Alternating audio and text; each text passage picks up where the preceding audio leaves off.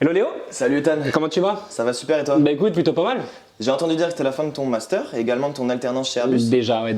Et est-ce que tu as des projets pour la suite? Bah écoute, je suis un petit peu tiraillé entre le fait de profiter de certaines opportunités, donc que ce soit en Europe ou dans le monde, ou de retourner chez moi en Nouvelle-Calédonie pour mettre à profit mes compétences. Et qu'est-ce qui te freine aujourd'hui à rentrer sur ton territoire? Bah déjà, je t'avoue, je sais pas ce que la Nouvelle-Calédonie elle met en place pour faire venir ou revenir des talents, donc c'est vraiment ma problématique, c'est comment les territoires d'outre-mer, donc pour le coup la Nouvelle-Calédonie, peuvent-ils mettre en valeur leurs atouts, leurs spécificités pour attirer des talents, et dans quelle mesure ils peuvent utiliser le marketing territorial pour mettre tout ça en valeur.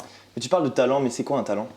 Déjà pour moi, un talent en Nouvelle-Calédonie, ça va au-delà du droit de vote ou de l'origine. C'est vraiment quelqu'un qui va enrichir l'économie de manière significative.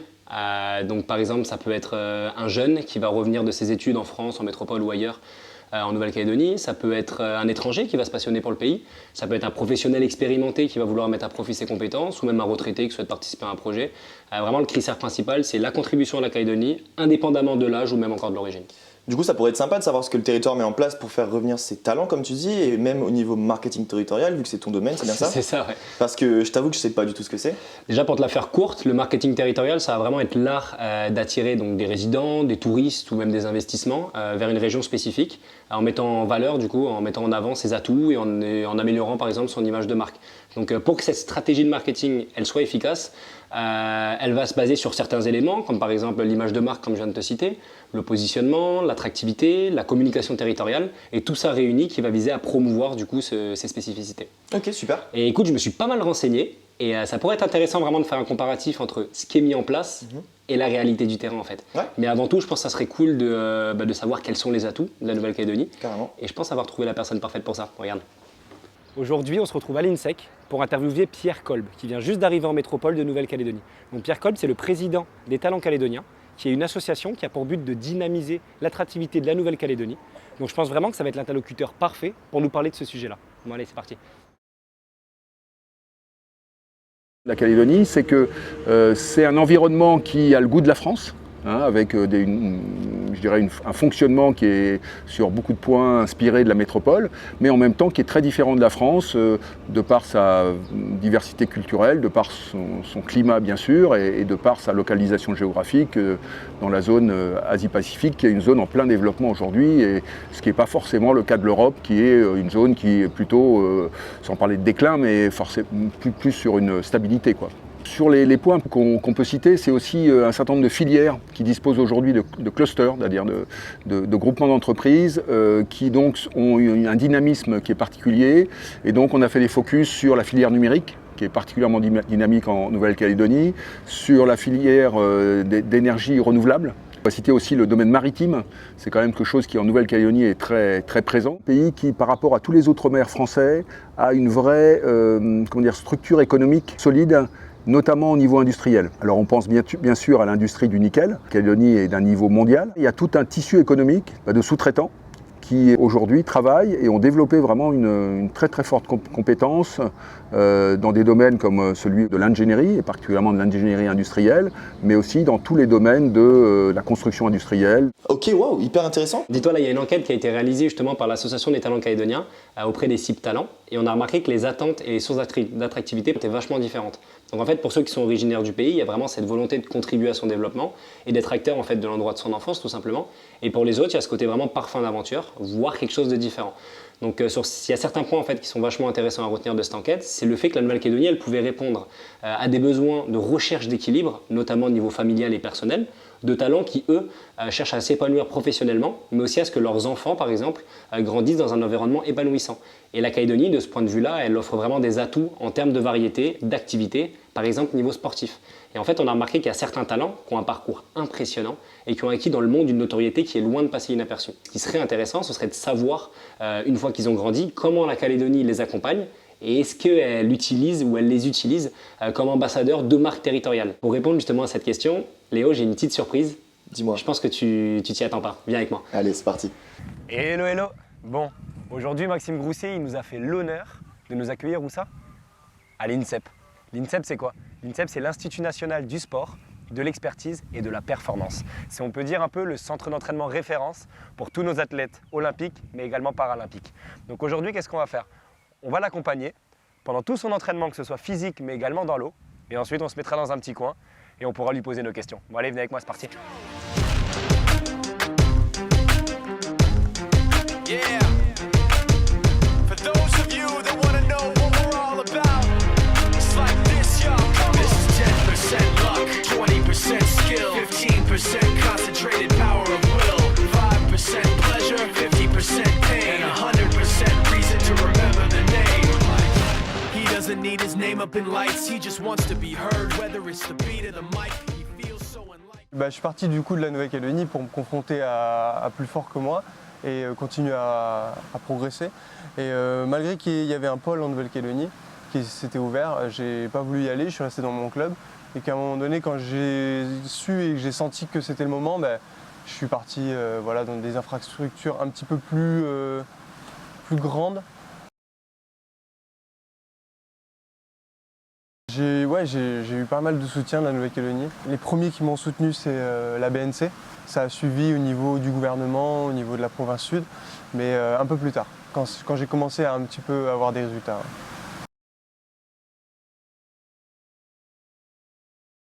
Il n'y a pas vraiment d'actions qui sont mises en place pour promouvoir mon image. Enfin si, elle est bien promue à l'échelle locale. Des petits reportages. À l'échelle nationale ou internationale, non, c'est pas trop paru, quoi.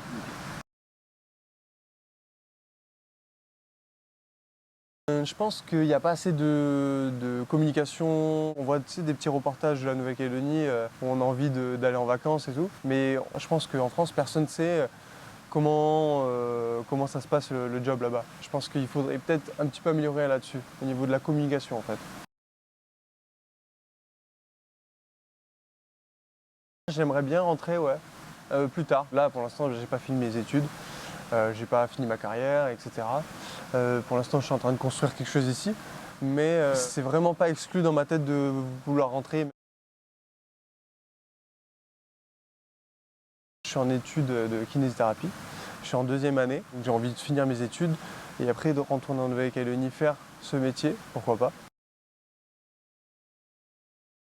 Non. Pas du tout. Okay.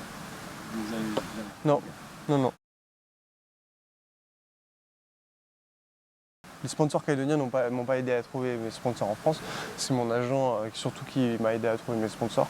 En Nouvelle-Calédonie, je suis suivi par la BNC, par le gouvernement qui m'aide, la province sud. Et en France, c'est avec Adidas, avec EDF, avec Aquasphere, avec mon club. Une marque aussi de compléments alimentaires. Je pense qu'il y a quand même plus d'opportunités en France qu'en Nouvelle-Calédonie, ça c'est sûr. Je pense que ce qui m'aurait manqué à l'époque, c'est vraiment comme ce qu'on a à l'INSEP, un suivi total psychologique, un suivi diététique, un suivi en préparation physique, même un suivi au niveau professionnel, même aussi, au niveau médical aussi.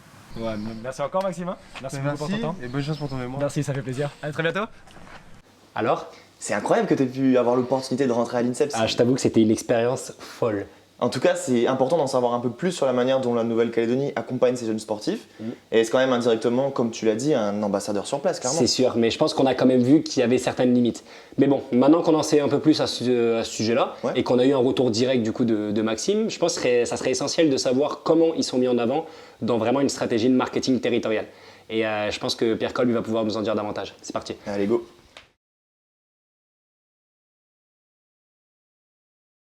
On se dit qu'aujourd'hui, le moyen de communiquer de façon rapide, pertinente et adaptée, ce sont les réseaux sociaux. Des posts qui expliquent justement certains atouts spécifiques de la Nouvelle-Calédonie, les projets qui pouvaient être réalisés dans ces domaines, montrer aussi des exemples, parce que je pense qu'il y a besoin d'identification souvent quand on prend une décision de venir ou de revenir en Nouvelle-Calédonie, et donc de montrer des exemples de talents qui se sont épanouis professionnellement et encore une fois souvent personnellement et familialement en Nouvelle-Calédonie.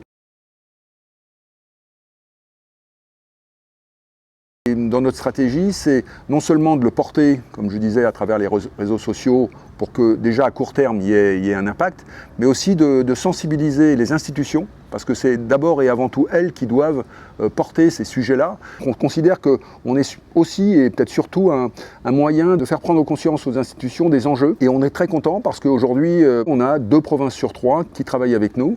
Il faut savoir que Nouméa et la province sud sont vraiment les endroits où la dynamique économique est la plus importante. Mais pour qu'un pays fonctionne bien, il faut qu'il soit équilibré. Et la province nord, quant à elle, a vraiment des atouts. Ils ont pris conscience qu'on ne pouvait pas attendre que les talents viennent. Un exemple caractéristique est qu'en province nord, il y a de plus en plus de dispensaires, voire des cliniques, des hôpitaux, ou voire même des fois des villages où il manque des professionnels de santé, que ce soit des médecins ou des infirmiers, des gens en tout cas qui sont utiles au quotidien à la population. Et la province nord, elle a du mal à pourvoir ses besoins dans ces domaines-là. Ça fait vraiment toucher du doigt qu'il fallait à tout prix une politique d'attractivité. En cela, un jeune Calédonien qui est un notaire et qui a travaillé en métropole et qui m'expliquait qu'il avait travaillé dans un grand cabinet à Paris.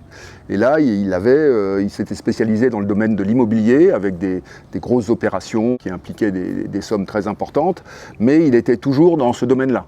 En Calédonie, le notaire va toucher les aspects successoriaux, donc un peu familial, mais aussi des aspects d'opérations de défiscalisation qui peuvent être assez importantes sur des immeubles, va toucher aussi des aspects fonciers, parce qu'il y a un grand foncier disponible, que ce soit du foncier agricole, maintenant il y a aussi de la foresterie en Calédonie, donc des opérations qui vont l'amener à s'intéresser à des contextes qui sont très différents. C'est sûr qu'il faut être ouvert et être accepté un peu de se remettre en question, de sortir des fois un peu de sa zone de confort. Mais c'est souvent un plus et en finale, je dirais quand on a un peu de recul sur quelques années, on se dit j'ai appris beaucoup de choses, j'ai connu beaucoup de cas différents et ça c'est un domaine, je parlais du notariat, mais c'est à peu près vrai dans n'importe quel domaine en Nouvelle-Calédonie, on est amené à sortir de sa spécialisation peut-être souvent initiale et à grandir sur des domaines qui n'étaient pas forcément les domaines sur lesquels on a été préparé ou formé au départ, quoi. Bon, ça c'est super intéressant, mais dis-toi là il y a un projet qui a été créé qui s'appelle Revivre en Nouvelle-Calédonie. Ok, d'accord. Et en fait donc ça va venir s'adresser aux jeunes talents de moins de 30 ans, donc de Nouvelle-Calédonie. Ils vont les accompagner avec un travail de partenariat donc avec la CCI, mais ainsi que la province sud, sous format personnalisé. Donc pour l'instant il y a eu 2 promotions d'une vingtaine de jeunes à peu près, qui ont été coachés du coup sur 6 mois. Et ce qui est intéressant à retenir, c'est que sur cette vingtaine de jeunes sélectionnés, il y a une petite dizaine qui sont vraiment dans une démarche de création d'entreprise. Donc qui vont bénéficier d'une aide de la part de la CCI sur comment faire un business plan, comment aller convaincre les banques. En fait, toutes les étapes qui sont difficiles à faire lorsque tu crées ton entreprise et que tu as moins de 30 ans. Okay. Donc ce qui pourrait être intéressant, c'est justement d'interviewer une de ces jeunes entrepreneuses ou entrepreneurs. Donc là, pour le coup, j'ai Fanny Nosmas, qui est une entrepreneuse qui est hyper médiatisée en Nouvelle-Calédonie et qui a vraiment réalisé des super projets. Et je pense que ça pourrait être intéressant qu'elle nous raconte un petit peu justement tout l'accompagnement qu'elle a eu de la Nouvelle-Calédonie, des institutions locales, etc. Ouais, carrément. Et qu'elle nous en parle davantage. C'est parti. Écoute, let's go.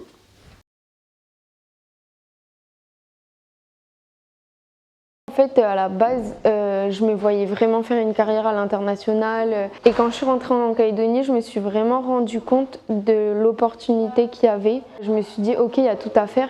Donc, qui de mieux que les Calédoniens pour construire leur île, tu vois. Et à ce moment-là, je suis tombée sur un incubateur calédonien qui s'appelle Pépite NC. J'ai passé un concours pour rentrer dans le pôle Pépite.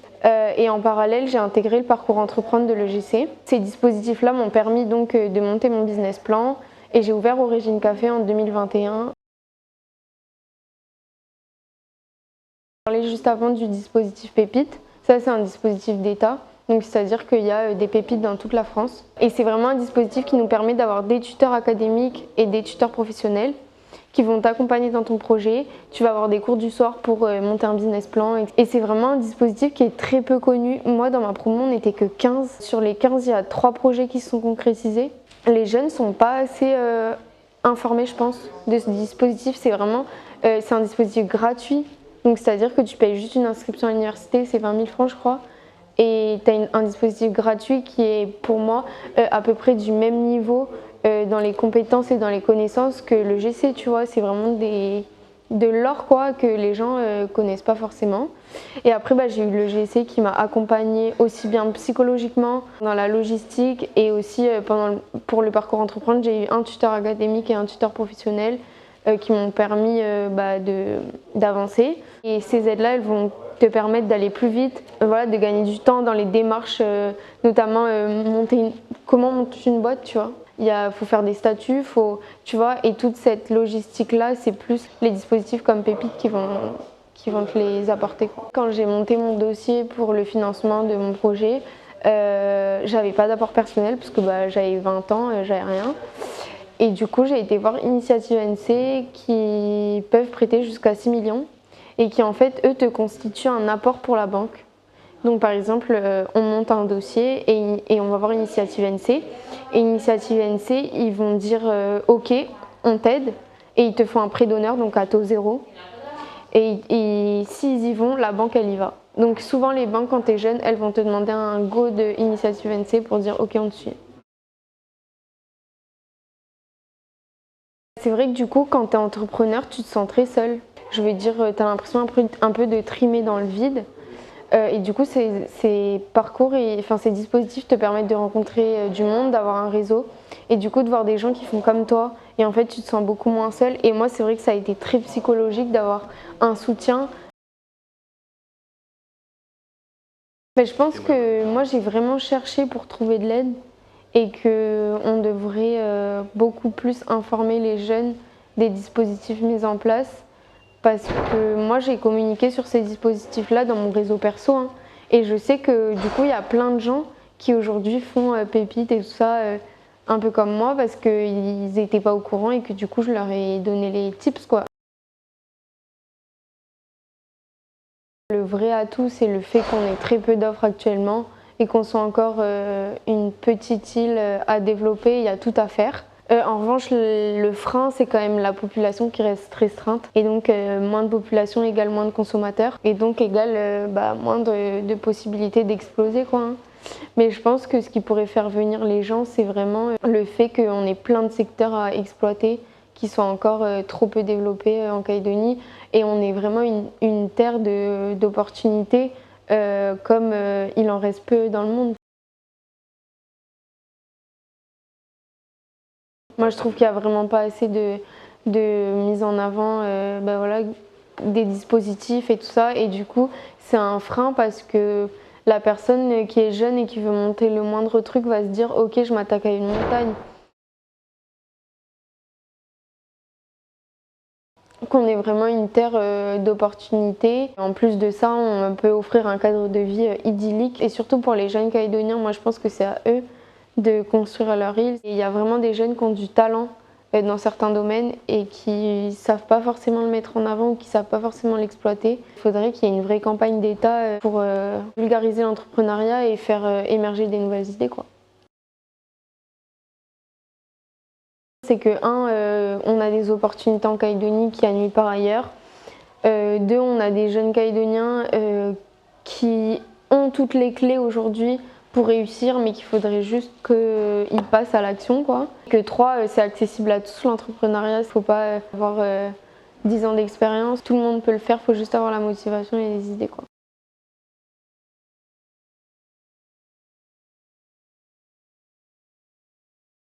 Oui, c'est intéressant effectivement de benchmarker un petit peu ce qui se fait ailleurs et il y a vraiment des pays qui sont, de notre point de vue, des exemples. Il y en a dans la région, l'Australie et la Nouvelle-Zélande ont vraiment des politiques d'attractivité ciblées sur certaines professions, c'est-à-dire qu'ils ne vont pas chercher à avoir des gens qui arrivent pour arriver. Il y a cette politique où à la fois ils sont assez restrictifs en termes d'immigration, mais en même temps sur certains domaines, ils vont accueillir à bras ouverts des professionnels dans les domaines concernés. Je pense à la Nouvelle-Zélande qui par exemple a un programme où elle fait venir aux frais de la Nouvelle-Zélande des gens dans des domaines ciblés pour qu'ils puissent venir en Nouvelle-Zélande, rencontrer des entreprises dans le domaine concerné, découvrir aussi le pays et le mode de vie local, prendre une décision qui soit, je dirais, aidée et appuyée par un accompagnement du pays, qui fait que la décision est plus facile parce que ils n'auraient peut-être pas pris l'initiative de venir eux-mêmes en Nouvelle-Zélande, qui est quand même un pays assez éloigné. Bon Léo, je pense qu'on arrive sur la fin, là, qu'on a vu pas mal de choses. Écoute Ethan, on a vu énormément de choses, c'était hyper intéressant. Ah bah c'est cool que tu aies trouvé ça intéressant. Je pense qu'on a bien compris que tous les pays qui à un moment donné ont eu une croissance et un développement positif sont des pays qui ont réussi à être attractifs d'un point de vue professionnel, donc qui ont été capables déjà d'attirer de nouveaux talents, mais également de conserver leurs talents actuels. Complètement, ouais. Et je pense du coup qu'il faut faire prendre conscience que certaines entreprises aujourd'hui qui ne voient pas vraiment la Nouvelle-Calédonie ou d'autres régions telles que la Nouvelle-Calédonie sur la map monde, qui a des potentiels vraiment de s'installer là-bas et qu'elles pourraient y trouver du coup des talents dans leur domaine. On pense par exemple au domaine de la transition énergétique, où il y a beaucoup à faire par exemple en Calédonie, où on est aujourd'hui dans les 3 plus gros pollueurs en matière de CO2 par habitant, donc ce qui est énorme. Donc il y a une marge de progression énorme à ce niveau-là. On a également des capacités énormes dans les domaines de la métallurgie, de l'hydrogène, du green data ou encore même du numérique. Et je pense qu'en Calédonie, c'est assez difficile par contre d'imaginer une carrière de spécialisation de plus en plus précis comme on peut trouver dans les grands groupes à l'international. Mais par contre, on sera amené, du fait de la taille des entreprises et de la variété du coup des problématiques, à avoir vraiment une diversité de domaines très différents dans une seule et même carrière. Donc je pense que si on pourrait conclure, la Calédonie, elle va devoir réussir à mettre en valeur son image de marque territoriale en créant une identité forte, reconnue donc pour sa richesse culturelle et naturelle, surtout unique, qui la distingue sur la scène maintenant internationale. Son positionnement territorial, il doit clairement être défini en termes de qualité de vie exceptionnelle, d'opportunités économiques attractives et surtout d'un environnement qui est assez épanouissant pour les talents de tout âge, du coup on a vu ça. Son attractivité territoriale, elle doit vraiment être renforcée par une stratégie de développement territorial qui est bien planifiée, donc qui va avoir pour objectif d'améliorer du coup en fait continuellement son économie, son environnement, mais également sa qualité de vie. Et cette stratégie, elle doit être soutenue, donc comme on a pu voir et comme ils ont pu nous le répéter, par une communication territoriale qui est efficace, qui va pouvoir promouvoir la région en mettant l'accent sur ses atouts. Donc elle va vraiment falloir tirer parti davantage également de ses ambassadeurs de sa marque territoriale, comme on a pu voir avec Maxime Grousset, sur du coup, ces différents individus comme Maxime qui font la promotion de la région, indirectement ou directement, en renforçant du coup son attractivité. L'application du coup efficace de toutes ces stratégies qu'on a pu aborder tout au long de cette vidéo va pouvoir augmenter l'attractivité d'un territoire d'outre-mer, donc en cas Calédonie, pour attirer ou retenir du coup des talents. Écoute, je te remercie pour toutes ces informations, Ethan. Je t'avoue que d'un point de vue extérieur, je ne me rendais pas compte de toutes les opportunités et de tout ce qui pouvait se passer en Calédonie. Et je trouve que, toutes ces petites interviews permettent d'ouvrir les yeux sur ce qui se passe sur ce territoire. J'espère aussi. Merci à toi en tout cas et j'espère que ça t'a plu. Merci. Merci Léo. Salut.